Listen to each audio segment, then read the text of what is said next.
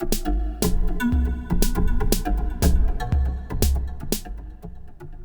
the second session of the Octopus, we talk broadly and widely about the art market in the context of new technologies such as blockchain and new distribution strategies being explored by contemporary artists. How does seemingly murky and opaque world of art dealing negotiate technologies of transparency such as blockchain? How are artists such as UBERMORGEN experimenting with the surveillance capitalist tools of the internet to pose new models of producing and thinking about art production? Octopus. Okay, welcome to the Octopus, our new podcast. Today we have in the studio, or in Vienna actually, via Hangouts, lizvlx, and Sam Hopkins, and me, Hans. So today we're going to talk about the art market, or the digital art market. So what's the general problem or the flaw of the regular or the digital art market? Okay. Well, are we looking at the art market, the offline art market now, as something that is in itself not viable and not really serving anybody? Or do we accept it as it is? And do we see it as a model for anything that could also be a digital art market? Should we model the digital art market from the natural one, from the real life one, or should it be something completely different? In terms of value, in terms of worth, in terms of capital, digital works kind of have so much different potential from non-digital analog works. Of course, the question is, can an art market exist beyond the sort of the small, opaque kind of gatekeepery Freeport world that it exists in today? I've already seen that there is a schism actually happening in the art market. Art Cologne is basically regressing into a very old school, probably fueled by the secondary markets, old school fair where you only see paintings, sculptures, installation. There's not even video anymore. There's no digital artwork at all. So this has gone into a completely different direction, and that is good so, because that offers us a very speculative view on the market. And because we can think very new forms of looking at art, because it's about the definition of art as well, and it's about what are artists, what do they do, and from what do they live? Is it service models? Is it consulting that they do? Is it streams that they create? There are very different artist models right now. Is it artist-run spaces? Is it communities? So I think we have to speculate today. That's much more interesting than looking at what is currently here. When we hear the word art market, the first thing we think of is this exclusive market. Again, exclusive market primarily means that you're excluding people, and not that it's just a few people. It's about the exclusion of sellers and the exclusion of buyers in order to really guarantee only talking to the creme de la creme, basically. And of course, that idea is totally hindered by any kind of digital artwork, because digital art in itself is not exclusive, because it's not an original. And so I think the question arises, either create like this kind of unique artworks by blockchain technology, or just really stick to the fact that there is no originality, as in One Piece, in digital artworks, and hence also create a totally different kind of market, which does not work on the exclusivity and on the creme de la creme aspect, but actually is quite wide and very open. In the proto-digital field, in terms of artworks, if we look at perhaps photography as a kind of forerunner for the digital works that were to follow, the way that the art market dealt with its reproducibility and its non-exclusivity and its non-limited notion was by reproducing the kind of the structures of the art world by making limited editions. I think a lot of that got taken on board in the early days of digital works, that they kind of just inherited this structure or this kind of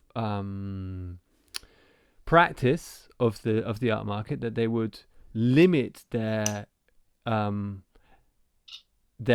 reproducibility and their kind of inherently non-exclusive nature. There is actually a really, really good report by the Turing Institute in London. They're analyzing the art market and blockchain technology, smart contracts, ledger technologies, and stuff like that. They come to the conclusion that it is a valuable technology, but that is not there. Blockchain is basically a discourse rather than a technology. We're waiting for the killer applications that will then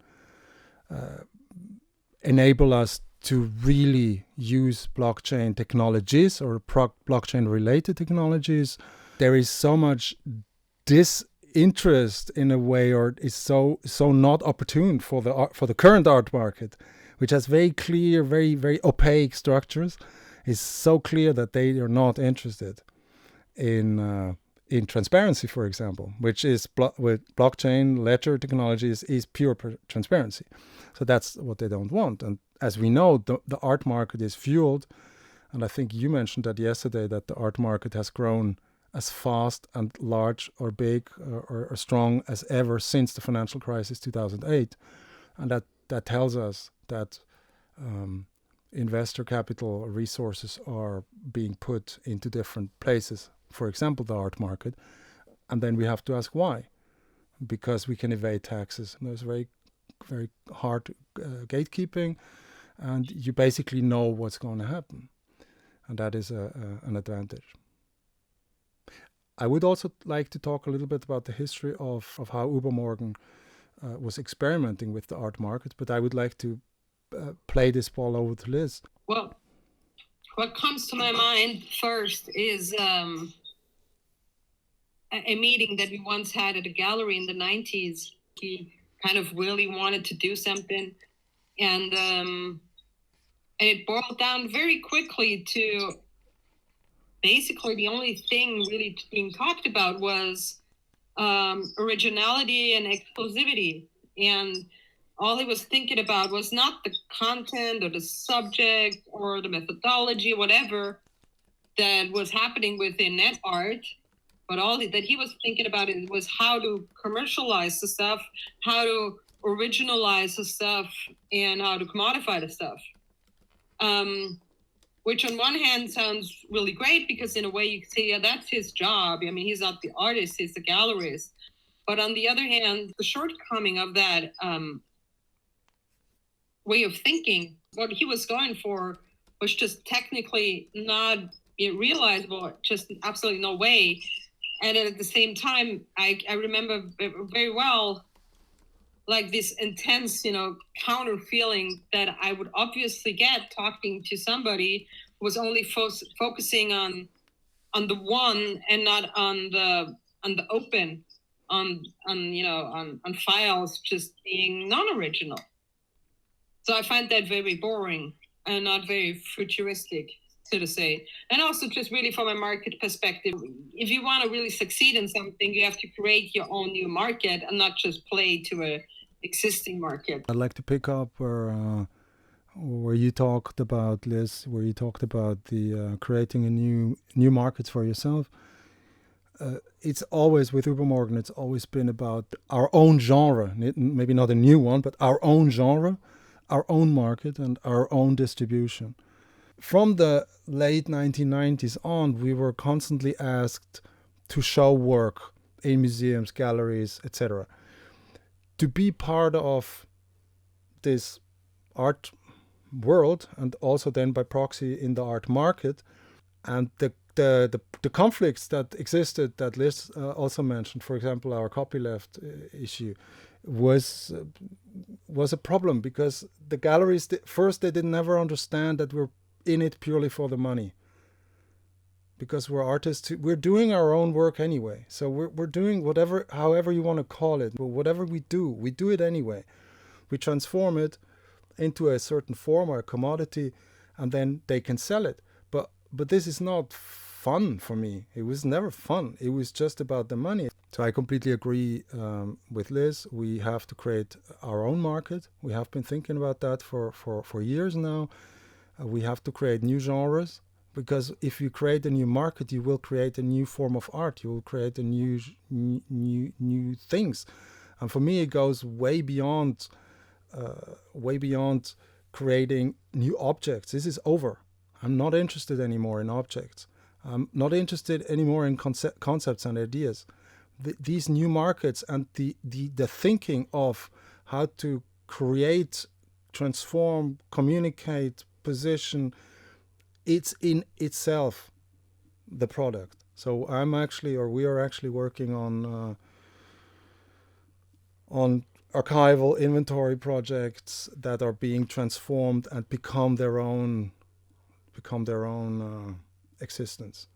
But this is very speculative, but it's a lot of fun to do. So in this speculative future, do you imagine a gallery playing a role? It would be great if a gallery was playing a role.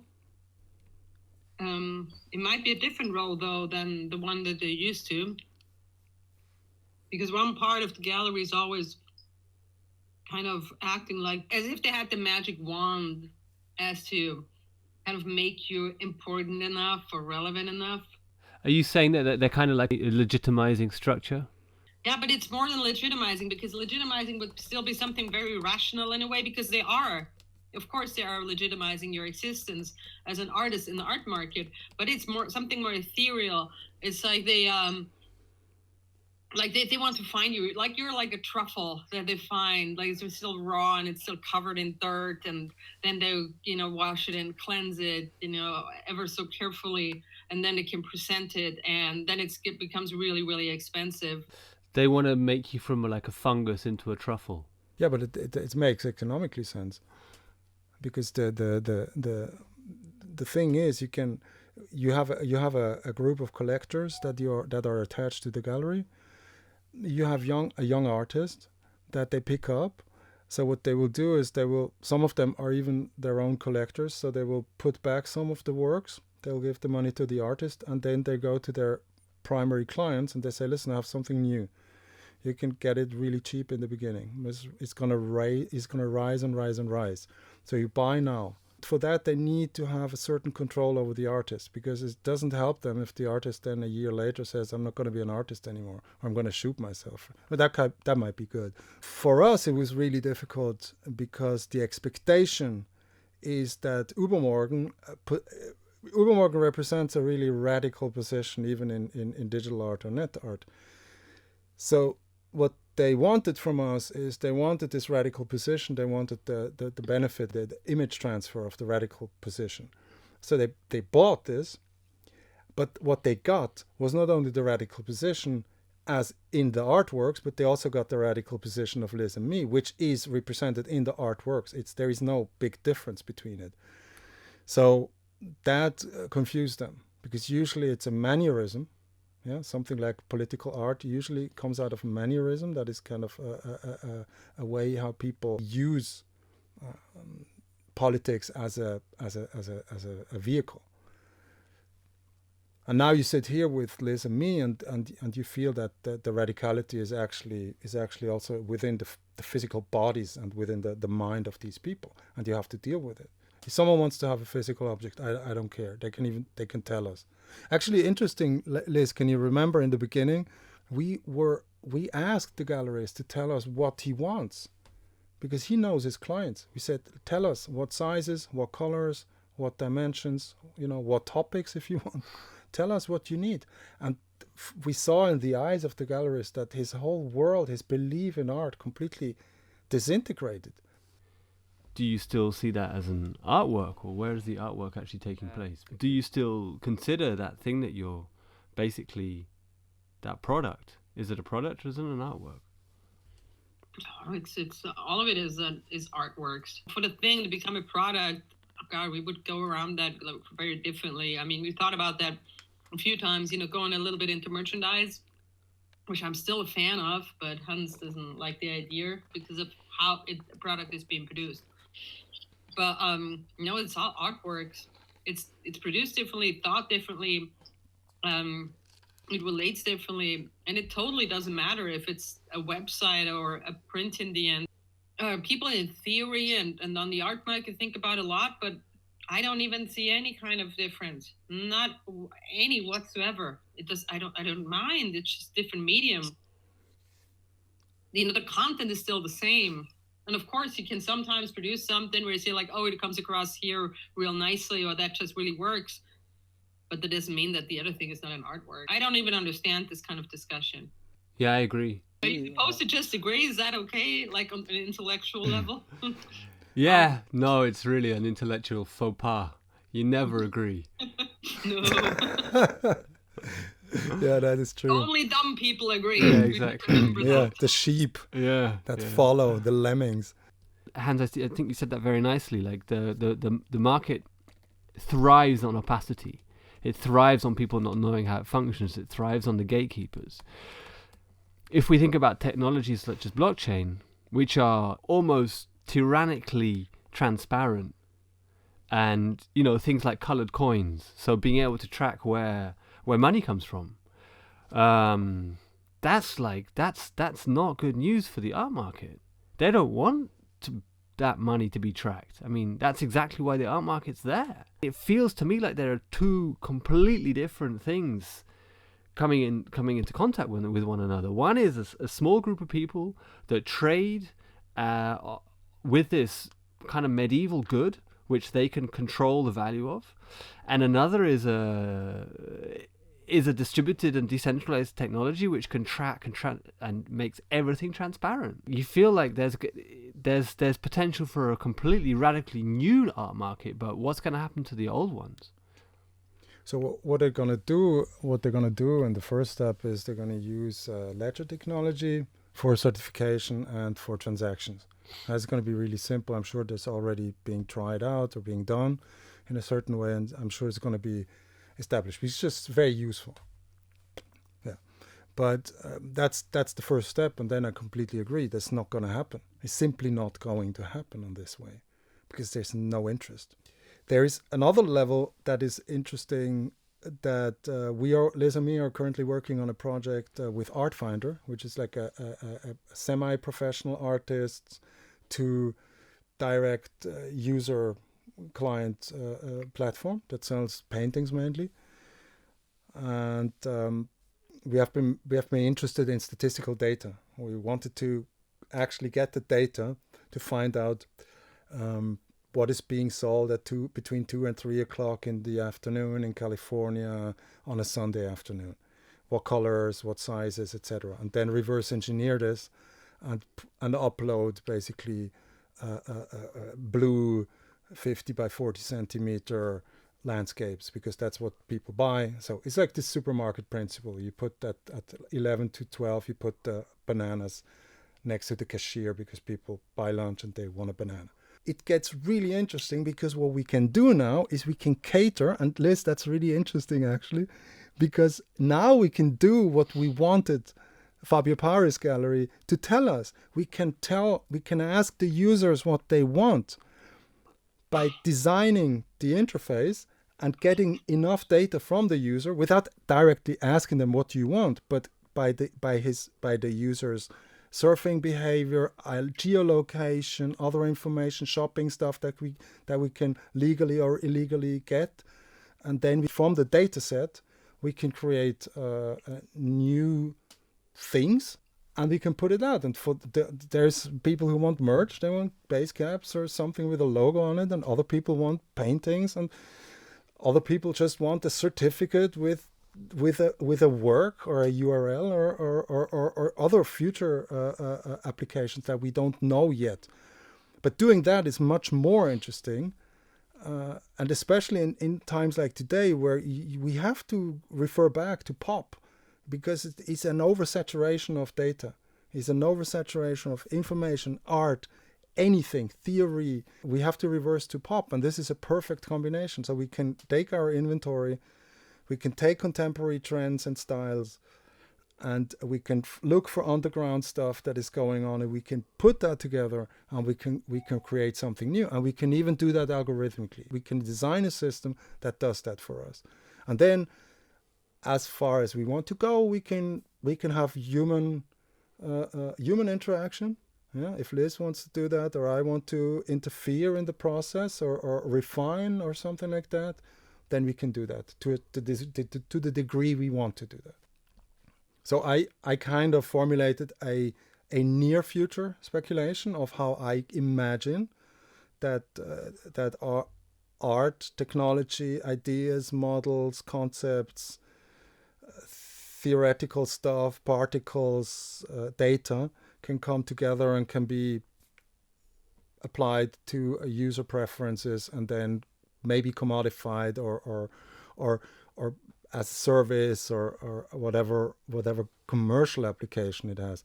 Do you have any ideas about, like, maybe medium range or long range super speculations that you could imagine in terms of entertainment? Let's call it entertainment and not call it art, huh? Maybe. I don't know. What you're proposing is a world in which actually we have, again, unique artworks, but they're unique because they're bespoke for every user. That's the kind of uniqueness. They're defined by user preferences, actions, locations. They're all centered around, they're like the perfect product, right? That's when these speculations start to get really perverse and really exciting. To think of a world in which everyone is surrounded by like a cultural production or field of cultural production which is just for them. We started off the conversation talking about, what blockchain people would probably call what they call the legacy world, right? The analog world, the world of unique analog things, of paintings and objects. And it's a world in which artworks were unique as well, because they were produced uniquely by like the genius artist. And now we kind of go through a whole sort of phase of production and come back to the unique, but it's surrounding the consumer rather than the producer. Well, yeah, absolutely. I also see there, but this is that kind of difference between photography and digital works is, you have that one negative if you take a photograph, or also if it's digital. But in the digital, it just makes more sense to just say, like, I don't have to decide on one image. I just see, like, oh, this is interesting to work with, and then I can just produce 20 different variations. I don't have to, scale it down to one output. That's just really not something that you wish for in your art production, and it's only necessary for the art market, but not for the art itself. So this is where it comes in handy if you can really personalize art to the end user, and that's also when it really comes to the market. Again, it isn't it the same thing as with many other markets where it really again goes for the different kind of exclusion, but the exclusion of the middleman. And the gallery is a middleman. And technically, there's always situations where you're happy to have a middleman if you want something very specific and you want exactly that, or you want to look at the show and so on, no matter what the product is that you're looking for. And but in general, if I just look at people who want to buy art, they just want to buy art. They hate going into galleries. They don't want all that. And I agree. I think it's more interesting to personalize art for end users. Liz, you talked about ownership in this speculative field, and you hold an MBA, so you're especially an economist. What is your take on ownership in the future? Because I could imagine that this is over. I could imagine that this is not the model that anybody wants anymore, because it makes no sense. If you look at the current software development and other forms, car sharing, etc., the whole economy is going into a service-based, lending-based. You're never going to own it in the conventional sense anymore. This is a basic capitalist principle of how our world is still being run, and it's being transformed right now. I think when it comes to ownership, if we look at other areas of digital work, which is film and music and so on, we can see that the transfer has already happened, that usually you don't own it, you just have it, whatever have them means legally for a specific time, which can almost be indefinitely, but you don't own it. And obviously it's very clear why, because if you own it, then you're allowed to copy it. And so by going around that ownership thing, you can never copy it, and you don't have ownership. You don't have agency over the stuff you have. For the producing side of capitalist society, it makes a lot of sense not to sell ownership. So not to sell at all, just to rent out, to lease, and so on. And I think when we look at art in that context, for a new digital market, it also, on one way, it really makes sense to see it the same way, but that's only if it really stays in the digital. As long as it's screen-based, it's more interesting for people to have some kind of, you can just sign up for something and you get different screen images that are, varying over time. Most people would prefer to have that outside of your computer and have it kind of as hardware, as a printout, as a painting, as a photography printout. And then of course you do have to own it, and then you want to own it, and that's a huge difference, a different kind of relationship, and I think that really makes sense.